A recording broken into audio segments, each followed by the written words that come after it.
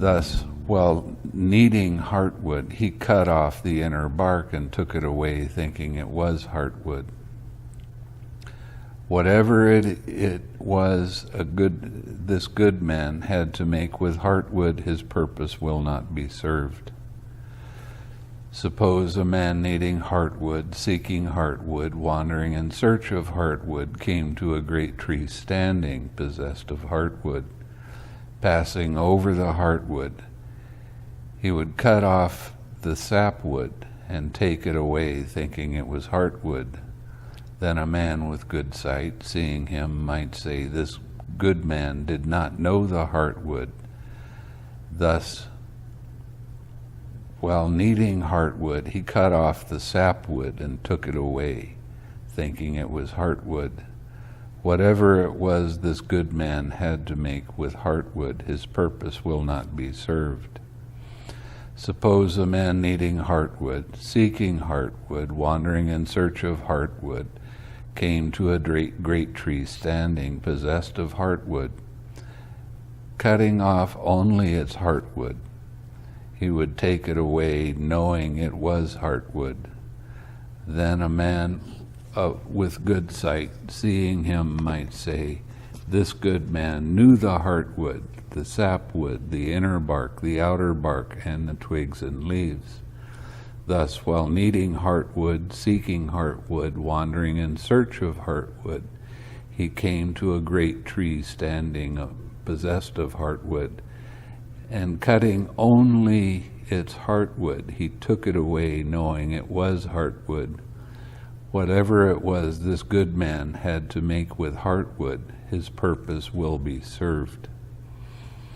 So too, Brahman, here some clansmen go forth out of faith from the home life into homelessness, considering, "I'm a victim of birth, aging, and death, sorrow, lamentation, pain, grief, and despair.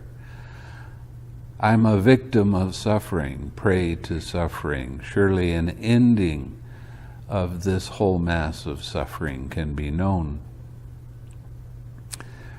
When he's gone forth thus, he acquires gain, honor, and renown. He is pleased with gain, honor, and renown, and his intention is fulfilled. On account of it, he lauds himself and disparages others. "I have gain, honor, and renown, but these other monks are unknown, of no account." So he arouses no desire to act. He makes no effort for the realization of those other states that are higher and more sublime than gain, honor, and renown. He hangs back and slackens. I say that this person is like the man needing heartwood, who came to a great tree standing, possessed of heartwood, passing over the heartwood, its sapwood, its inner bark and outer bark. He cut off its twigs and leaves and took them away, thinking they were heartwood. So whatever it was he had to make with heartwood, his purpose will not be served. Being a Westerner, when I ordained in 1986, all of a sudden I put on the robes and I was incredibly famous. People were coming around, they wanted to mostly stare because I didn't speak any Thai. And even I went from Bangkok to Chiang Mai to meet a friend.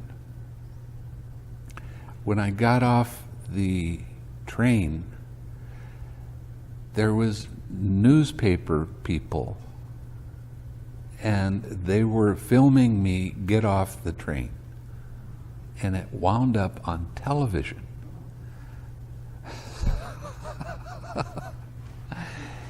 that was truly remarkable. But I'm not interested in that kind of stuff. Who cares? So, that's one of the things that can catch monks. And they can become very famous for a short period of time if they don't continue on with the practice. Here, monk, some clansmen go forth out of faith from the home life into homelessness, considering, I'm a victim of birth, aging, and death, of sorrow, lamentation, pain, grief, and despair. I'm a victim of suffering, a prey to suffering. Surely an ending to this whole mass of suffering can be known. When he had gone forth thus, he acquires gain, honor, and renown. He's not pleased with gain, honor, and renown, and his intention is not fulfilled. He does not on account of it laud himself and disparage others. He arouses desire to act and makes an effort for the realization of those other states that are higher and more sublime than gain, honor, and renown. He does not hang back and slacken. He achieves the attainment of virtue. He is pleased with the attainment of virtue, and his intention is fulfilled, on account of which he lauds himself and disparages others. I'm virtuous, of good character, but these other monks are immoral, of evil character. So he arouses no desire to act. He makes no effort for the realization of those states that are higher and more sublime than the attainment of virtue. He hangs back and slackens. I say that this person is like a man needing heartwood, passing over the heartwood, its sapwood, its inner bark, cuts its outer bark, and takes it away, thinking it was heartwood. So whatever he had in mind to make with the heartwood, his purpose will not be served. Here, Brahman, some clansmen go forth out of faith from home life into homelessness, considering I'm a victim of birth, aging, and death, sorrow, lamentation, pain, grief, and despair. I'm a victim of suffering, a prey to suffering. Surely an ending of this whole mass of suffering can be known. When he has gone forth thus, he acquires gain, honor, and renown. He's not pleased with gain, honor, and renown, and his intention is not fulfilled. He achieves the attainment of virtue. He's pleased with the attainment of virtue, but his intention is not fulfilled. He does not on account of it laud himself and disparage others, and he rouses desire to act and makes an effort for the realization of those other states that are higher and more sublime than the attainment of virtue. He does not hang back and slacken. He achieves the attainment of collectedness. He is pleased with the attainment of collectedness, and his intention is fulfilled, on account of which he lauds himself and disparages others. I'm collected, my mind is unified, but these monks are uncollected, and their minds go astray. So he arouses no desire to act. He makes no effort for the realization of those other things that are higher and more sublime than the attainment of collectedness. We're talking about not meditation yet, but being able to listen to a Dhamma talk without moving your body, being able to focus on what you're reading without distractions coming in, that kind of collectedness. He hangs back and he slackens. I say that this person is like a man needing heartwood, who passing over the heartwood and its sapwood cut off the inner bark and took it away, thinking it was hardwood. And whatever it was he had to make with heartwood, his purpose will not be served. Here, Brahman, some clansmen go forth out of faith from the home life into homelessness, considering, I'm a victim of birth, aging, and death, of sorrow, lamentation, pain, grief, and despair. I'm a victim of suffering, a prey to suffering. Surely an ending of this whole mass of suffering can be known. When he's gone forth thus, he acquires gain, honor, and renown. He is not pleased with gain, honor, and renown, and his intention is not fulfilled. He achieves the attainment of virtue. He is pleased with the attainment of virtue, but his intention is not fulfilled. He achieves the attainment of collectedness. He is pleased with the attainment of collectedness, but his intention is not fulfilled. He does not, on account of it, laud himself and disparage others. He arouses desire to act, and he makes an effort for the realization of those other states that are higher and more sublime than the attainment of collectedness. He does not hang back and slacken. He achieves knowledge and vision. He is pleased with that knowledge and vision, and his intention is fulfilled. On account of which he lauds himself and disparages others. I live knowing and seeing, but these other monks live unknowing and unseeing, so he arouses no desire to act. He makes no effort for the realization of those other states that are higher and more sublime than knowledge and vision. He hangs back and slackens. I say that this person is like a man needing heartwood, passing over its heartwood, cuts off its sapwood, and took it away thinking it was heartwood. So whatever it was that man had to make with heartwood, his purpose will not be served. Here, Brahman, some clansman goes forth out of faith from the home life into homelessness, considering, I'm a victim of birth, aging, and death, sorrow, lamentation, pain, grief, and despair.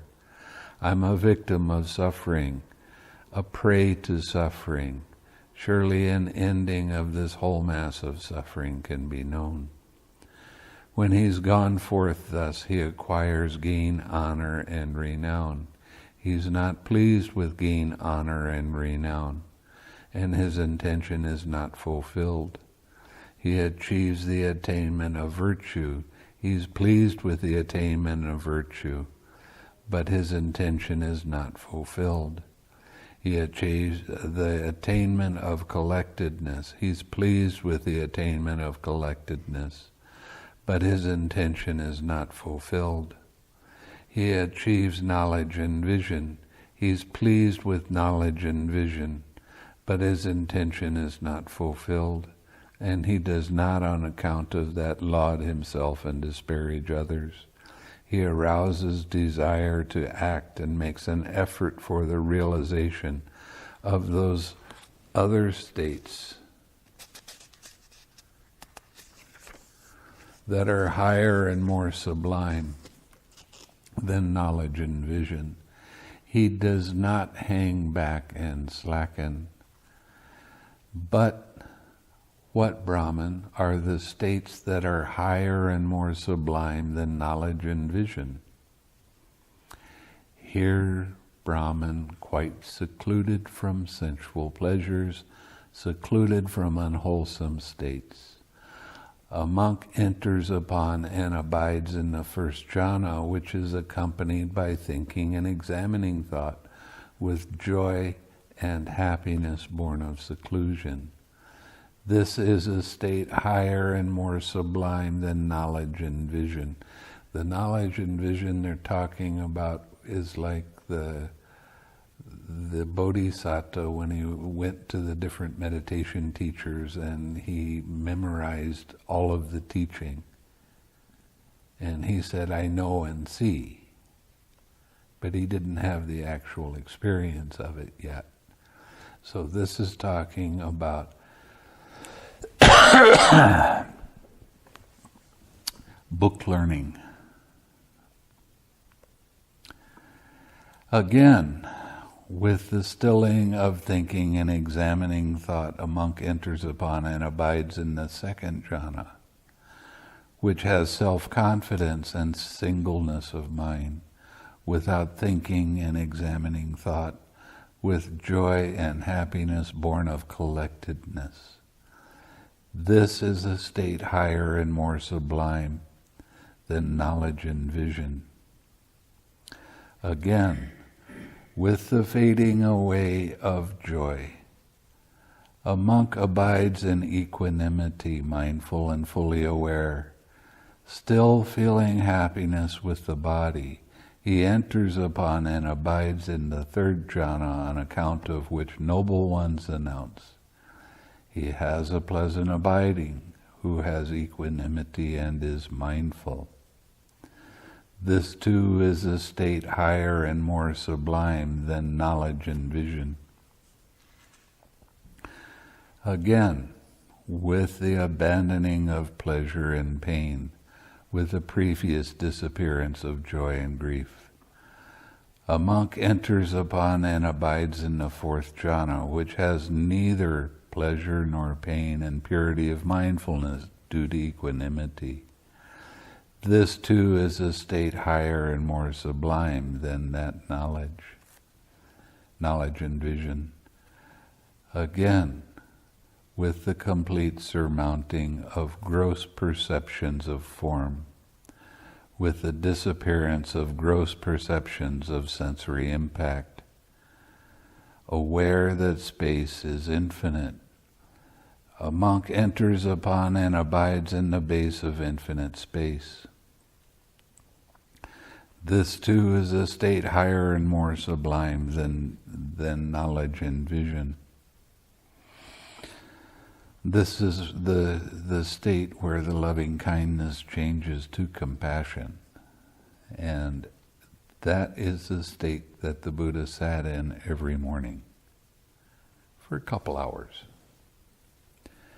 And it's called compassion with infinite space. But as time went by, a lot of, especially the Mahayana, changed it to infinite compassion. And that's a phrase that sounds great, but it doesn't really say much. But compassion with infinite space says a lot. This is where your body disappears. You just feel your head. And if you put your attention on your body, you will feel it. Don't do that. You don't need to check out what your body is doing. It's all mental now. We're in the immaterial realms.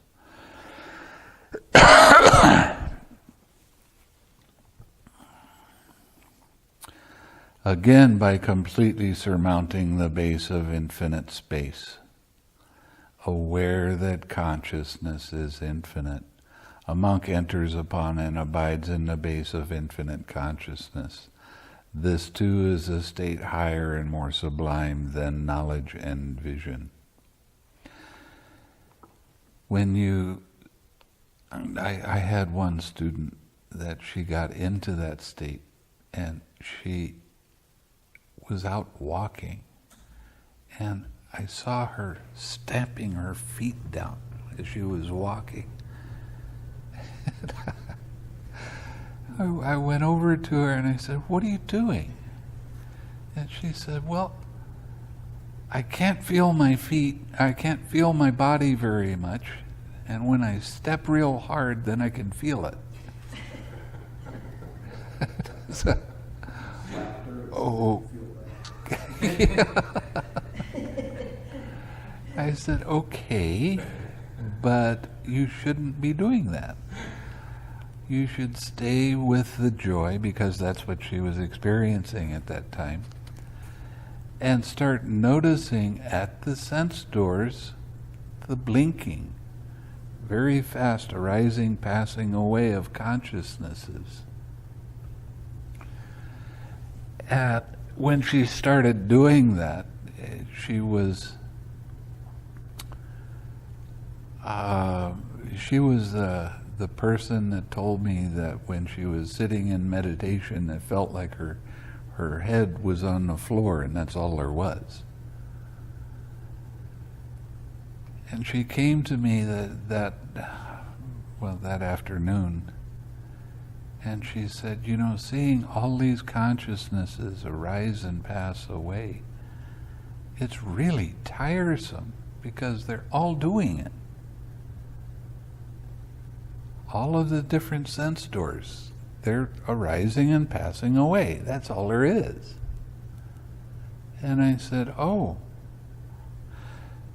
does that mean that you're noticing that things are a little bit more impermanent than you thought they were?" "Oh, yeah."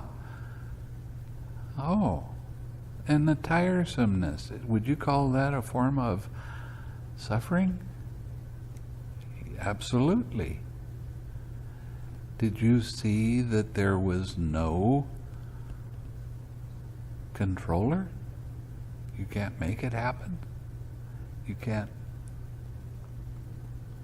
have no control over which one of the sense doors is going to appear, and you have no control over seeing them arise and pass away continually."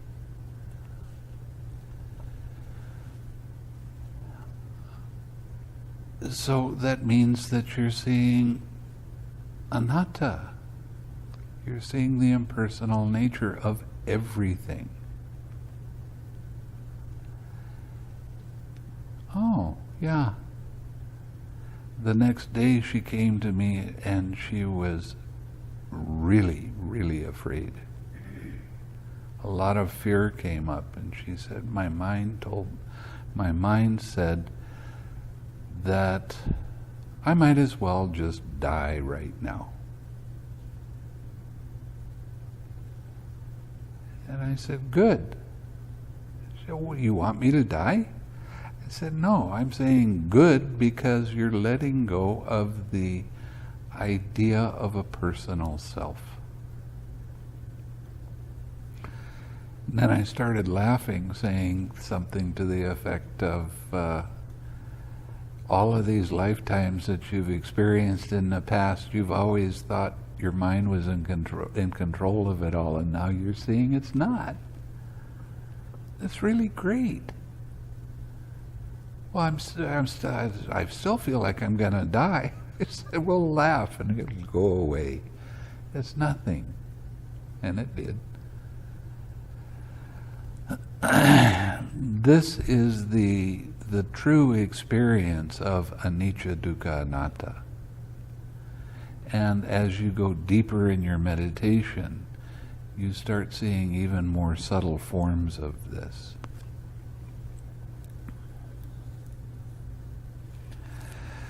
By completely surmounting the base of infinite consciousness, aware that there is nothing, a monk enters upon and abides in the base of nothingness. This too is a state higher and more sublime than knowledge and vision. So when you get deeper into your meditation, you'll get into a place where mind stops looking outside itself. And you start seeing the importance of learning how to balance the amount of energy you use when you're staying with your object of meditation, which now is equanimity, very strong. Your mind doesn't get excited about stuff. It just says, oh, okay. And generally, when you get deep into it, I can tell just by your voice where you are, because your voice has no excitement in it at all. How are you doing today? Fine. Everything is fine.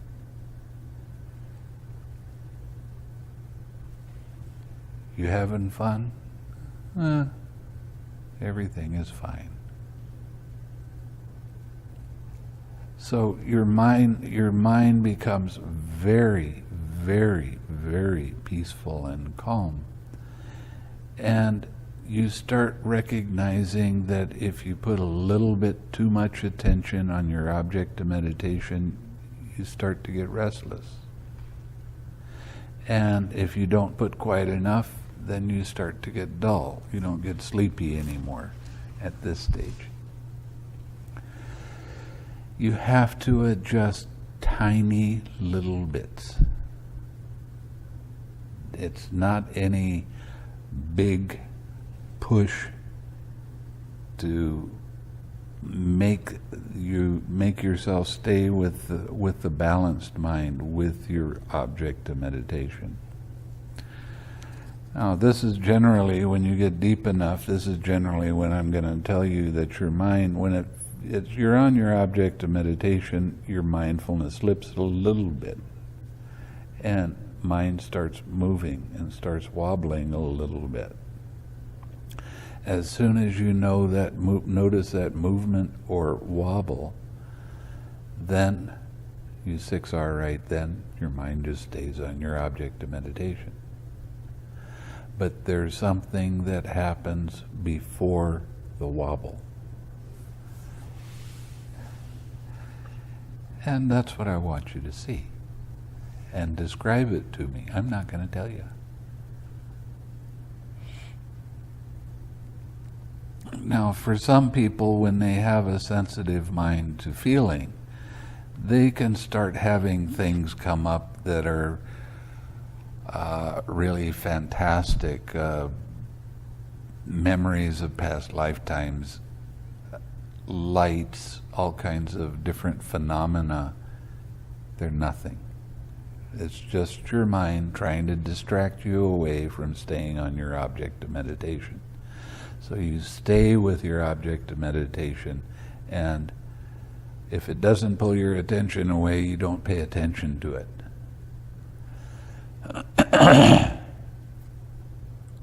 Again, I want to remind you that the 6 R's are not to control anything. If some kind of feeling comes up, you notice, you 6R, you come back to your object of meditation. That feeling might be there for a while. Doesn't matter. Your job is to keep backing away, so you're just the observer. There's nothing you need to make happen. There's nothing that you need to try to control. Nothing. 6R.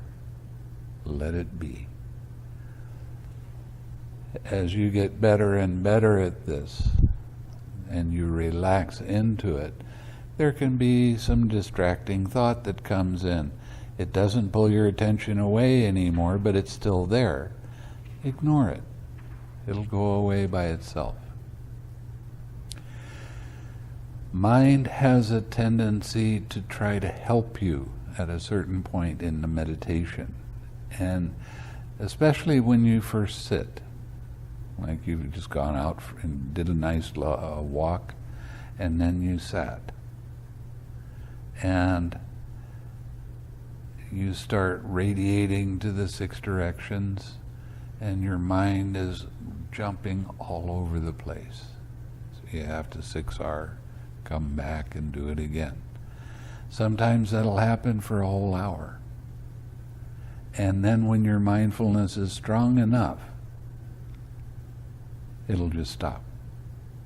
And then you'll be able to sit for a long period of time with no movement of mind's attention, but you're still radiating that feeling of equanimity.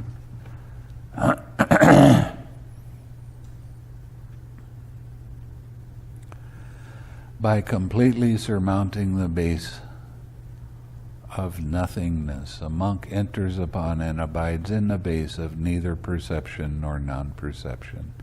This too is a state higher and more sublime than knowledge and vision. So what we're talking about here is you'll get into such a deep state that you can't really tell whether you're in a state or not.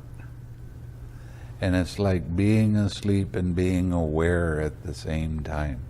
We're talking about subtle states now. So what you want to do is, when you're in that state, and then you come out, then reflect on what happened while you were in that state. Neither perception or non-perception is very, very, very subtle. But when you reflect on what happened when you come out of that state, then you'll see colors, you'll see patterns, shapes, things like that. 6 are those. And then you'll sit for a long period of time without any movement of mind's attention at all.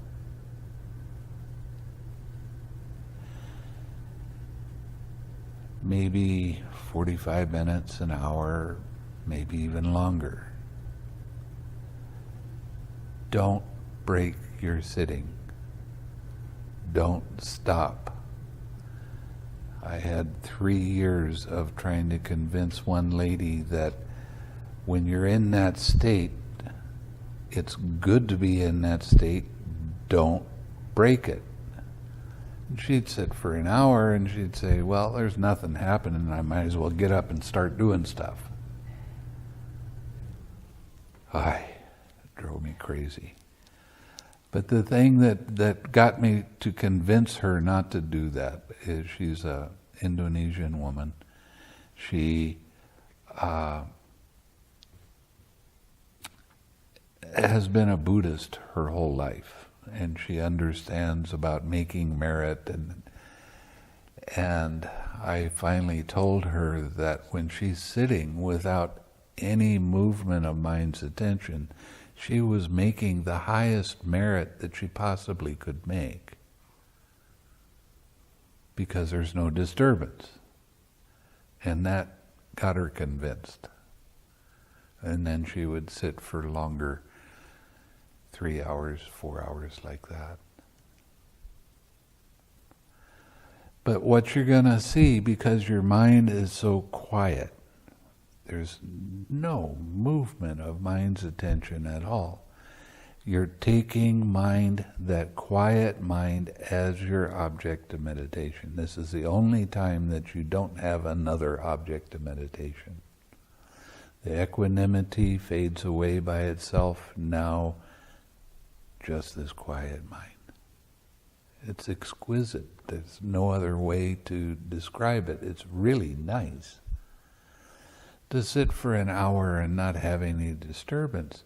But then you'll start to notice that there is some slight disturbance that occurs. And as soon as you notice that movement, then 6R.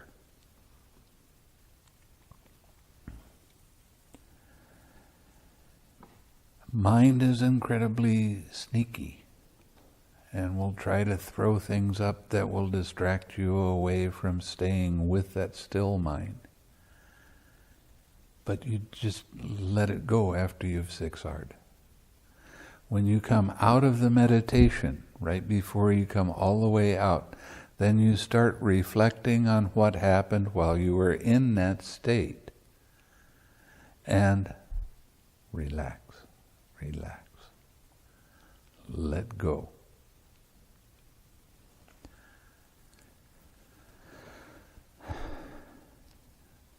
Okay. By completely surmounting the base of neither perception nor non-perception, a monk enters upon and abides in the cessation of perception, feeling, and consciousness.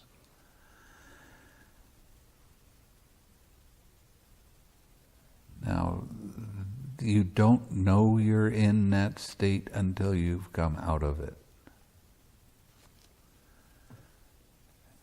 At first, it doesn't last for very long. Maybe, 5 or 10 minutes. But time means nothing to you at that time. When you come out of that state, right as you're just starting to have your perception, feeling, and consciousness arise, you're going to see little tiny things that arise and pass away very quickly.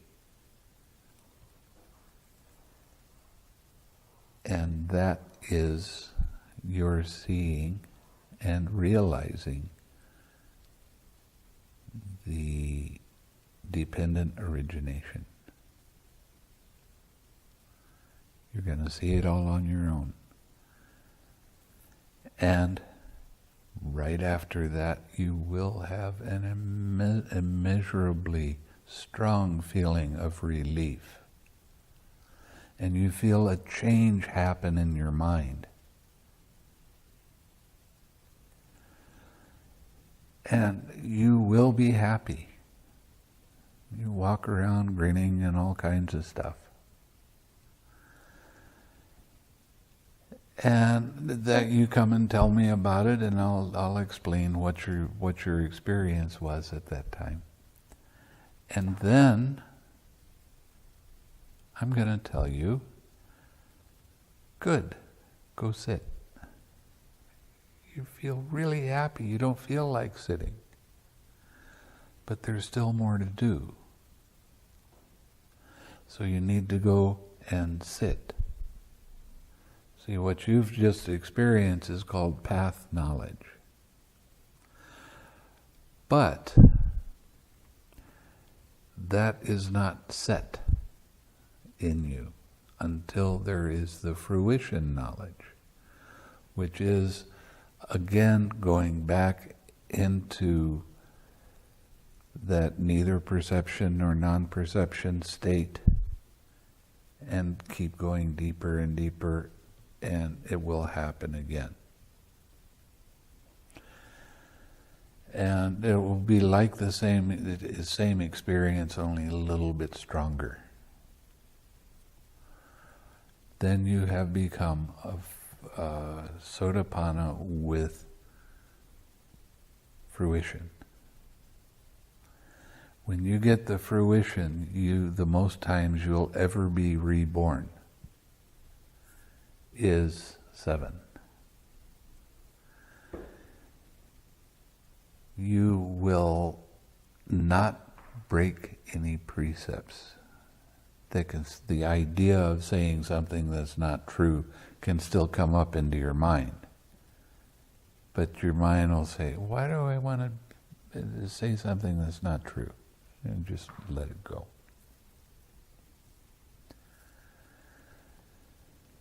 You no longer have any doubt arise that this is the right path. Up until then, you still have some little doubts. Am I doing this right? Is this what he meant?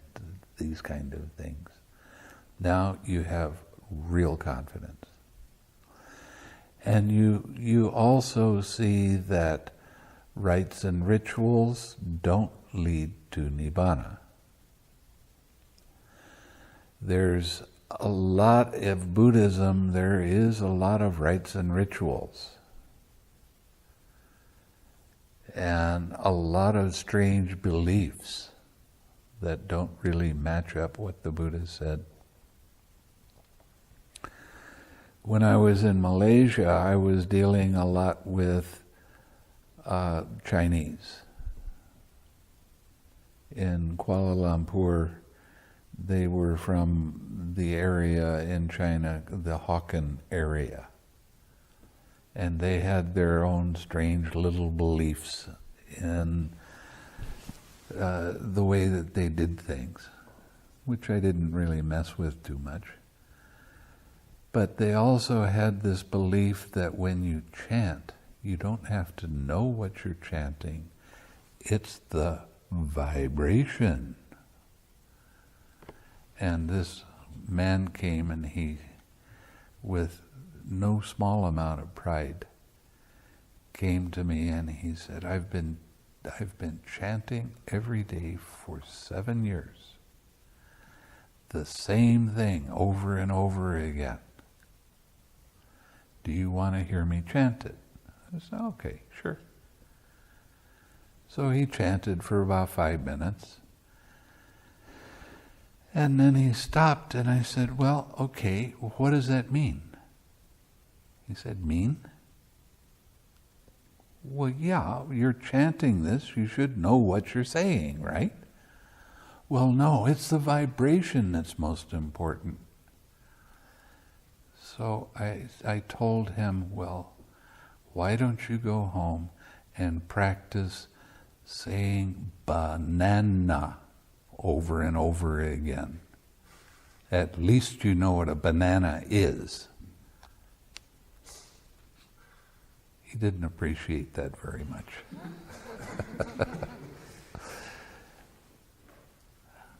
The whole point of Buddhism is understanding. And if you're going to do something blindly, well, pick a word that you know what it means. Rather than this mystical, magical idea of something special is going to happen because I chant.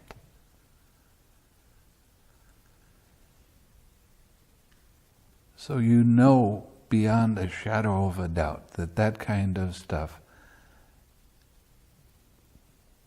doesn't lead to Nibbana.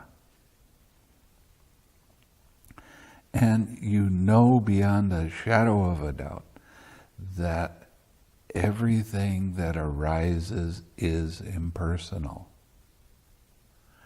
This is where a kind of nice personality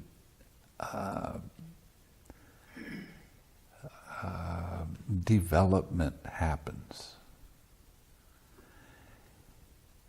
where somebody would do something and you would be upset for a period of time and be highly emotional and that sort of thing. What happens is you start catching it quicker and you start having the thought, why am I doing this to myself? Why don't we just not have that emotional thing? And all life becomes more beneficial, not only for you, but for everybody around you. Now, one of the true advantages of becoming a Sotapanna is that when you die, you will be very aware of what's happening. I was with one student that died, and he was a pretty advanced meditator. And as I was talking with him, he said, now I don't have any feeling in my feet. Now I don't have any feeling in my knees. Now I don't have any feeling in my back. And he kept going until he got to his heart, and then he died. Very peaceful, very nice. You're not ever going to be reborn lower than a human being. That's how powerful the merit is that you get when you become a Sotapanna. And the era that we're in right now is called the era of the saints. You become a saint when you become a Sotapanna. But it's a heck of a lot different than the Catholic beliefs in sainthood and that sort of thing.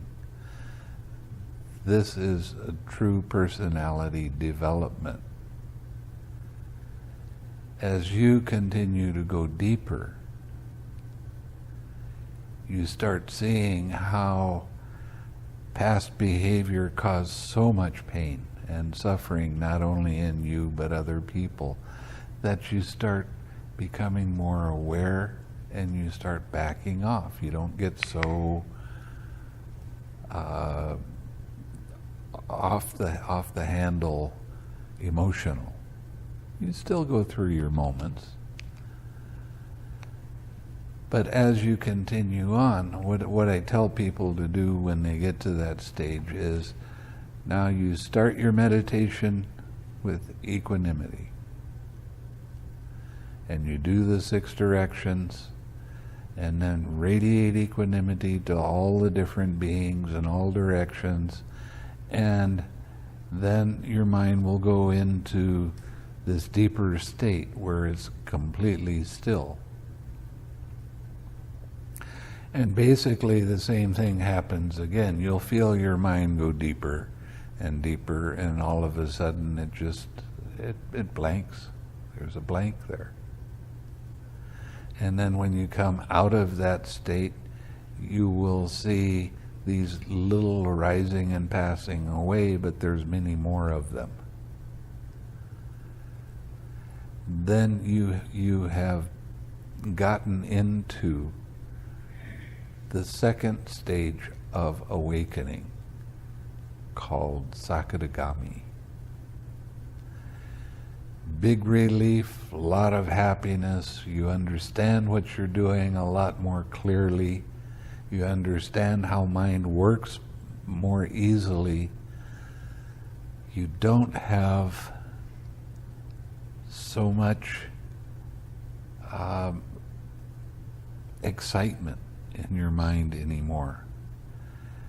You still have little moments, brief moments of lust arising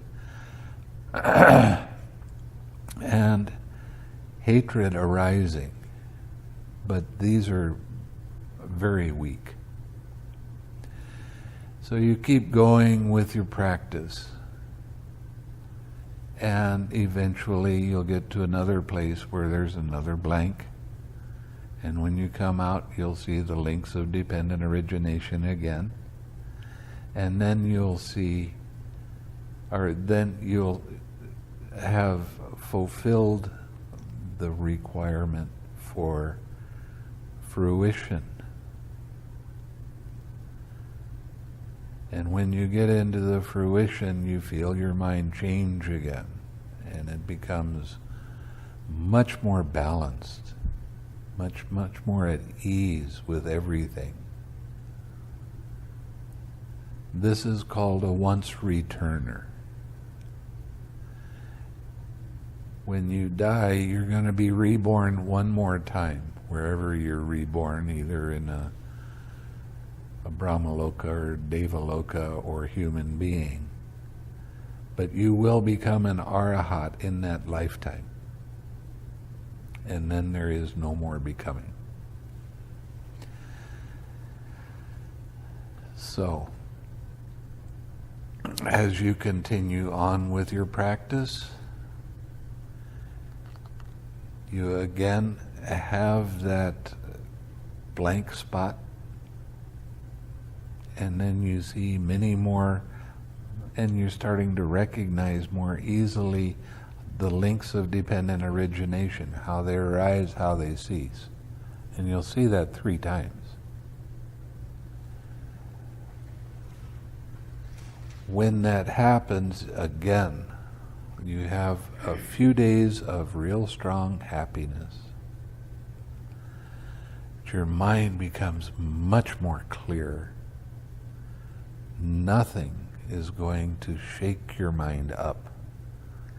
Your mind is going to be filled with loving kindness, collectedness, and mindfulness, and that's it. You're still going to have some thoughts coming through. You still have a little bit of pride, hot stuff, because I got to this stage. But it's real small. But no more lust or hatred will ever arise in your mind again. Think of the relief of that. No more hatred. No more lust for sensual pleasures. You know, the favorite foods you used to eat and really relish, now they're just food. No big deal. But your mind is so uplifted all the time, it's a much more desirable state to be in than having these little attachments for food or sights or sounds or whatever it happens to be. And of course, I'm going to tell you to continue on, but now you come and talk to me about your meditation, I don't really have anything to say to you. You know what you're doing. You know very well what you're doing. So you come and you start telling me about your practice, and I say, well, try this. Yeah, I know. Okay. Why did you come? Why are you here? You know what you're doing. You don't need me. You don't need me to talk with you anymore at all, because you're doing the practice the way you know is right.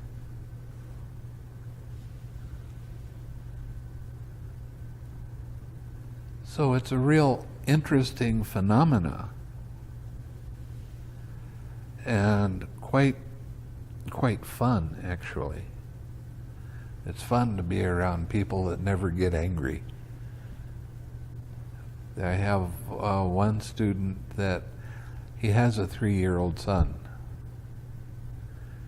and every night he takes the 3-year-old son, sits down, and he starts talking about loving kindness and feeling that warm feeling, and then out loud he starts wishing happiness for mom and dad and all the relatives, anybody he can think of. And he does it every night with this little 3-year-old boy. Being a householder and having that kind of a personality, what a blessing it is for the children. Because they mimic everything that we do and say, you know. You get into your cursing, you get into your emotional upsets, and they see that and they mimic it at some point.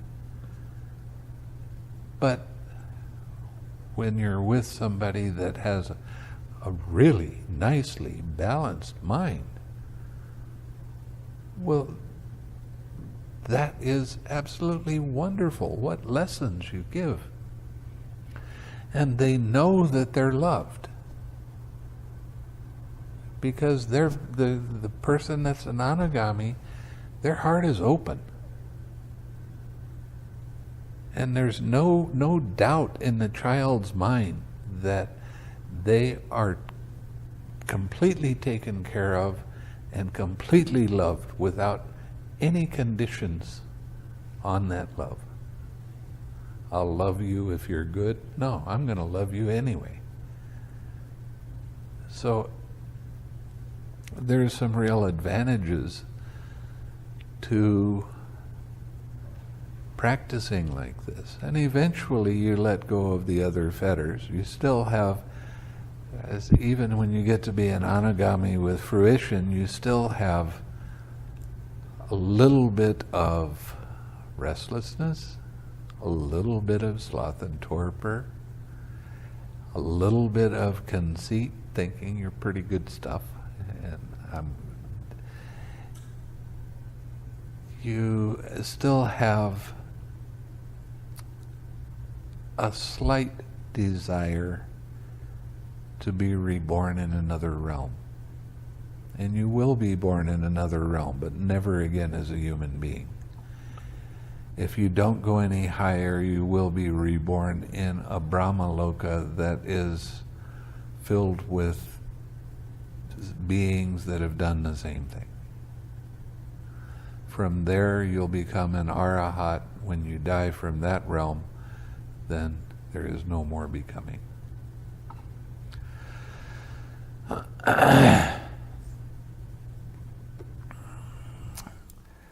So this state of the cessation of perception, feeling, and consciousness, it can come up at just about any time. It seems to me that there's something magical about washing dishes, because I've had 3 or 4 students that were washing dishes and they feel their mind is going zzz, and then they stop washing dishes and go sit down for a little while, and then they have this experience. I don't know what it is about something like that.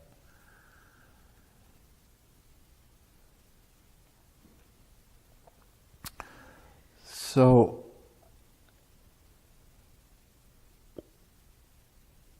when you continue on with the meditation, and you happen to go deeper in your meditation and have this happen again, you become an arahat.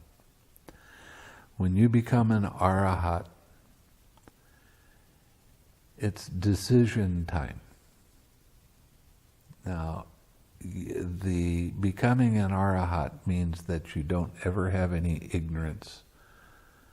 You never have any craving arise in your mind again, but you need to be in the safety of the Sangha. You need the purity of the Sangha, or else you will die in 7 days. And I've had some students here that they were getting real close to doing that. And I started thinking, oh boy, I got to hustle around now. I got to get a Sangha. There has to be at least 5 monks. There has to be an area that we can do this. And that would be, it's called a sima. We consecrate certain areas that we can do our monk activities in.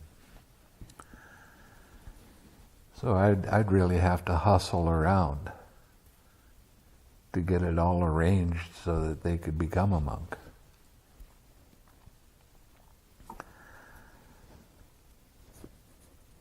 So there's no more living in the household life when you are a monk, or when you are an arahat. You have to be in the ropes. And I told these people that were getting real close to it, I said, I want you to become an arahat so you can teach me.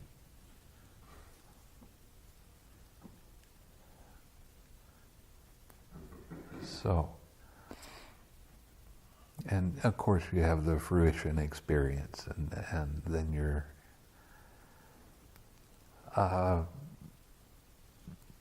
completely pure being. And their mind is such that you ask them a question, it's going to come right through them, the answer. So it's a real advantage being around an arahat. If I have to make them myself, I want to do it so that I can learn from them. Because I haven't found any. I searched all over Asia. Every time I heard that this monk or that monk was an arahat, I went and spent time with them. And then I would see that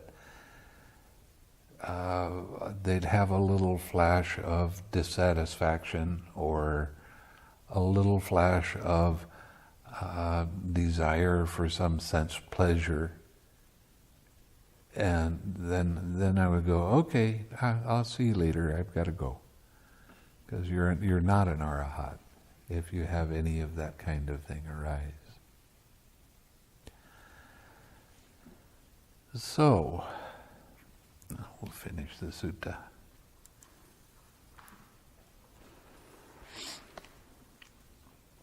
Okay. And his distractions were destroyed by his seeing with wisdom. This too is a state higher and more sublime than knowledge and vision. These are the states that are higher and more sublime than knowledge and vision. I say that this person, Brahman, is like a person needing heartwood, seeking heartwood, wandering in search of heartwood, who came to a great tree standing, possessed of heartwood, and cutting off its heartwood took it away, knowing it was heartwood. And so whatever it was that he had to make with heartwood, his purpose will be served. So this holy life, Brahman, does not have gain, honor, and renown for its benefit, or the attainment of virtue for its benefit, or the attainment of collectedness for its benefit, or knowledge and vision for its benefit. But it is this unshakable deliverance of mind that is the goal of this holy life, its heartwood and its end. When this was said, the Brahmin said to the Blessed One, Magnificent Master Gotama, magnificent. Master Gotama has made the Dhamma clear in many ways, as though he were turning upright what had been overthrown, revealing what was hidden, showing the way to one who was lost, or holding up a lamp in the dark for those with eyesight to see forms. I go to Master Gotama for refuge and the Dhamma and to the Sangha of monks. From today, Master Gotama, remember me as a lay follower who has gone to him for refuge for life. So now you know all about Heartwood.